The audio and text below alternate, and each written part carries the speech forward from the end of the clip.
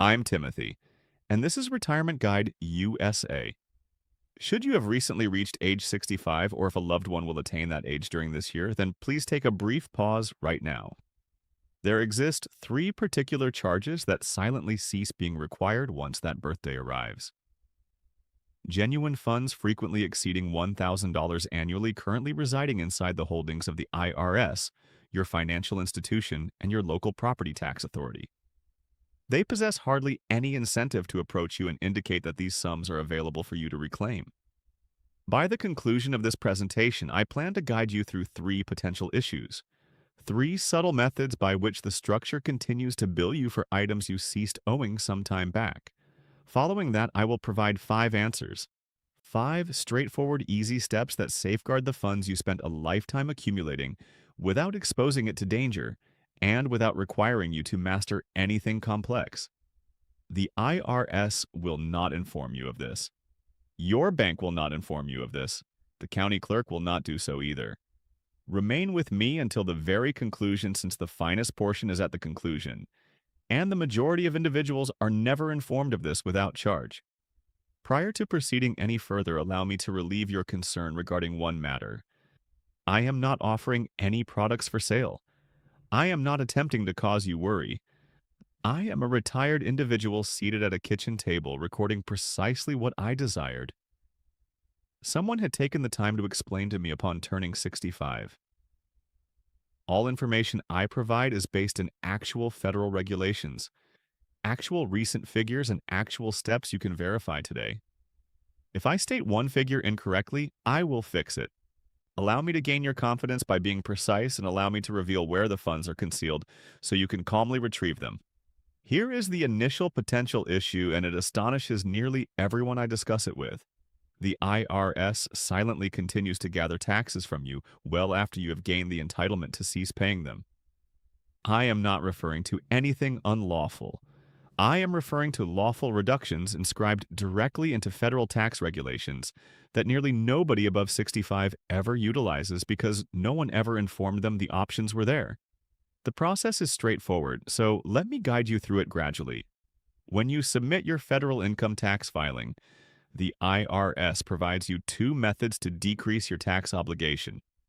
The first is the standard deduction, which is a fixed dollar sum the IRS removes from your earnings before it calculates your tax. The second is itemized deductions, where you detail items like medical expenses, charitable contributions, and mortgage interest. For individuals over 65, there exists an additional sum located right there on the document, concealed openly. It is known as the additional standard deduction. On the latest tax document, it silently contributed approximately $1,950 for each qualifying individual. If you are married, filing jointly, or approximately $1,550 if you are filing singly. If both you and your spouse are 65 or older, that combined married sum is roughly $3,900 per year, located in a spot the IRS will not include onto your filing unless somebody marks the boxes on the document. That is in addition to a second reduction that almost no one employs. The IRS permits you to subtract medical expenses that exceed 7.5% of your adjusted gross income. Adjusted gross income is the earnings figure on your filing before the standard deduction is applied. Most retirees never utilize this because they believe their medical expenses are too minor, or because they never took the time to retain the receipts. But for a typical older parent's Social Security Medicare premiums, supplemental insurance prescription medications, dental procedures, hearing devices, eyeglasses, and routine physician appointments accumulate rapidly. They nearly always move you beyond the 7.5% threshold. If they do every dollar beyond that threshold as a dollar the IRS no longer possesses the authority to charge you for. And there exists a third reduction. Most people have never heard anyone discuss the age at which the IRS requires you to begin withdrawing funds from your traditional accounts. What they refer to as required minimum distributions, or RMDs, has changed. It used to be 70 and a half, then 72. Currently, in late 2025, the age is 73. Before long, it will increase again to 75. That signifies you have 8 additional years between 65 and 73 years, the IRS is no longer accessing your retirement account and requiring a portion each year. Your funds can continue remaining in there, expanding tax-deferred, undisturbed. Here is the reference I want you to remember. Look up IRS, publication 554, known as the Tax Guide for Seniors. It is free. It is on the IRS website at irs.gov. It presents every reduction I just described in clear language. The IRS created this guide. They view it as official direction. They will not send it to your home, and they will not telephone to guide you through it.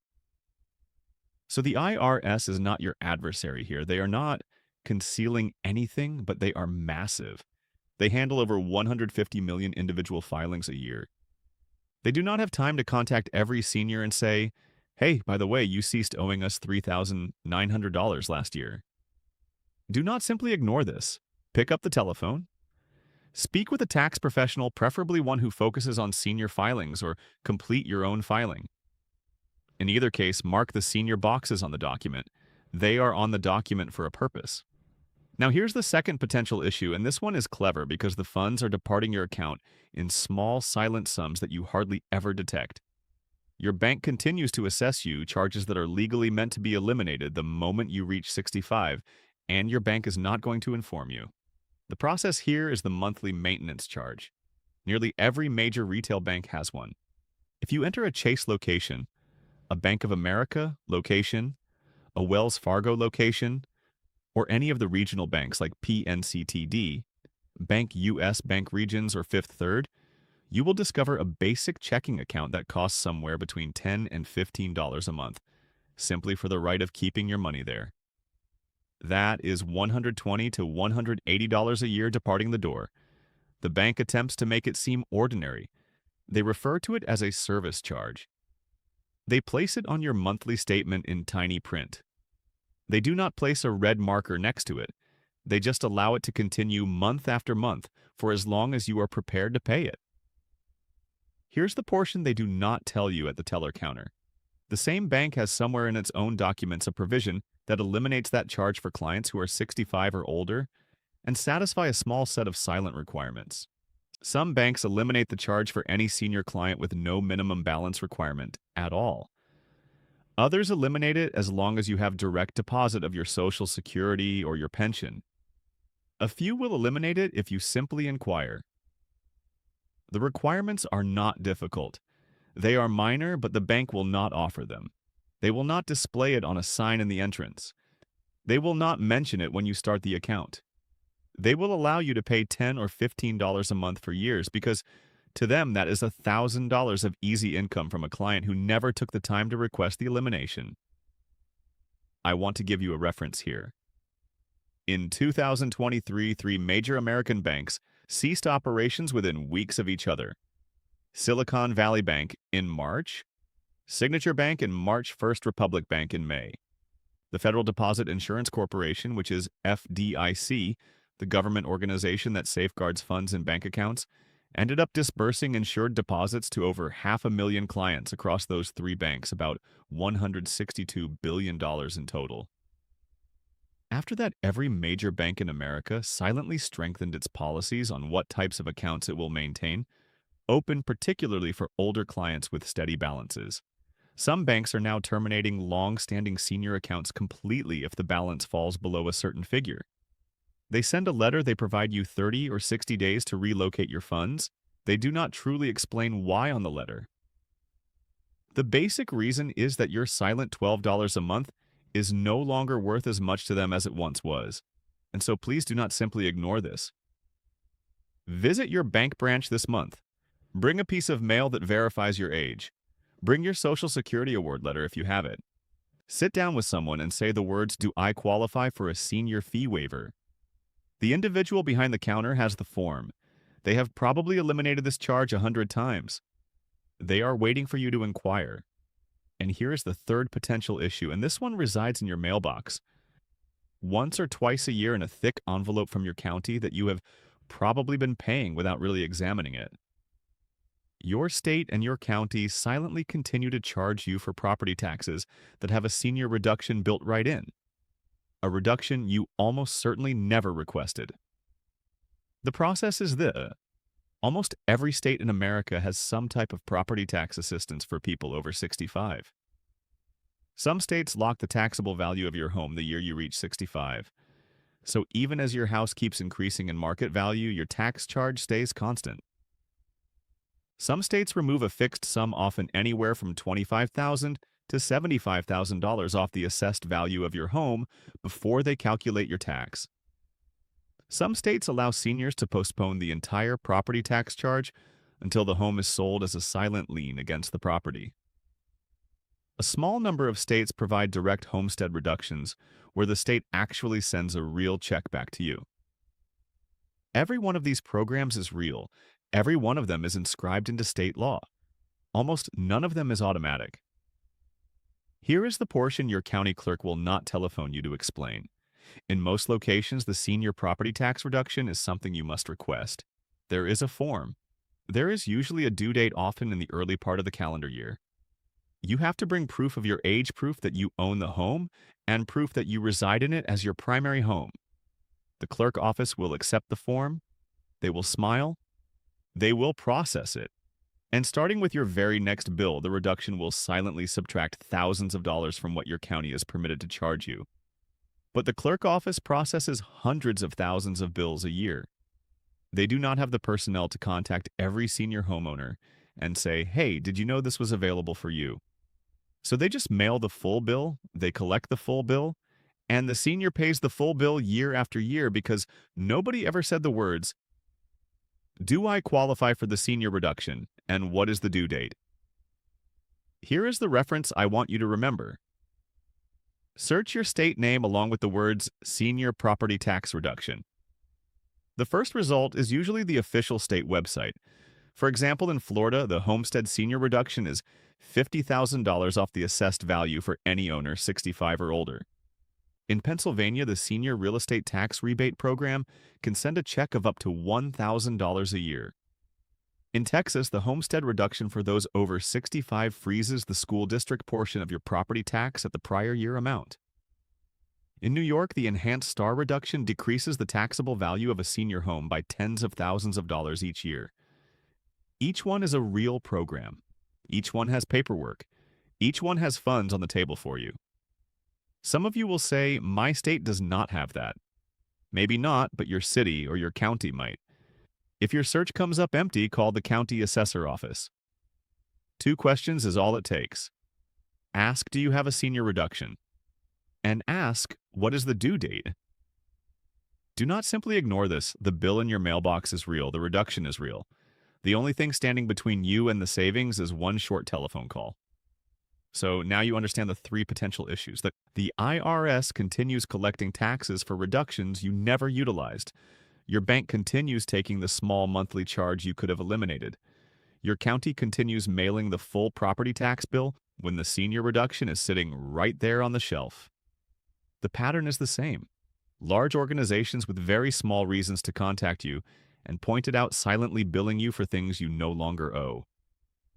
That brings us to the question you have probably been waiting for. How much is too much to keep in a regular checking account? The honest answer is more than $15,000 to $25,000. That is roughly 3 to 6 months of regular living expenses for a typical retiree, covering food, utilities, medicine, and a few modest extras. Anything above that range should not be sitting in that one checking account, because at that size, 3 things start happening at once. The bank starts tracking it differently.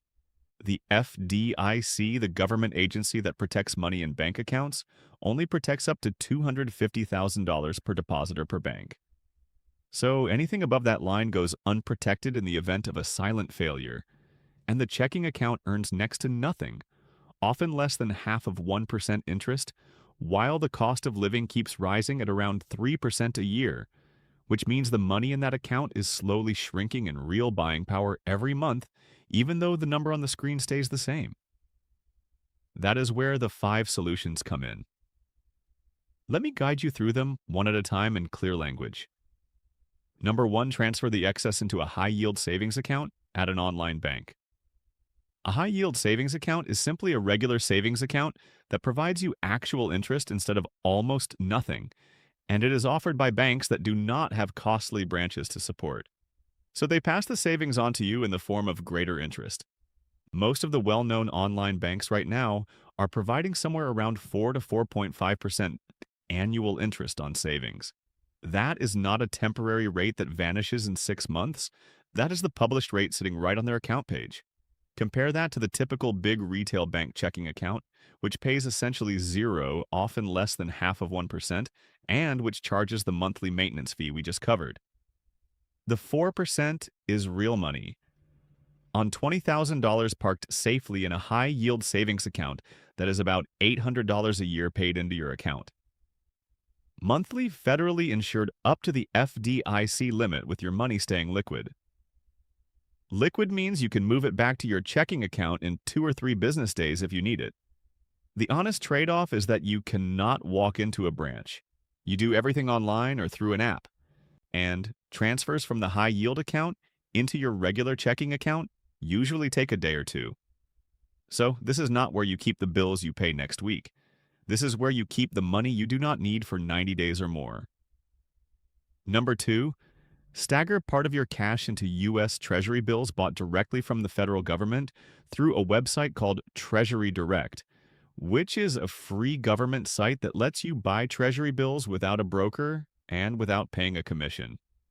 A Treasury bill, often shortened to T-bill, is simply a short-term loan you make to the United States government. They pay you back with interest in a few weeks or a few months. The United States has never missed a payment. That is not a sales pitch. It is the factual history of every T-bill the government has issued since the program began more than 60 years ago. I will see you in the next one.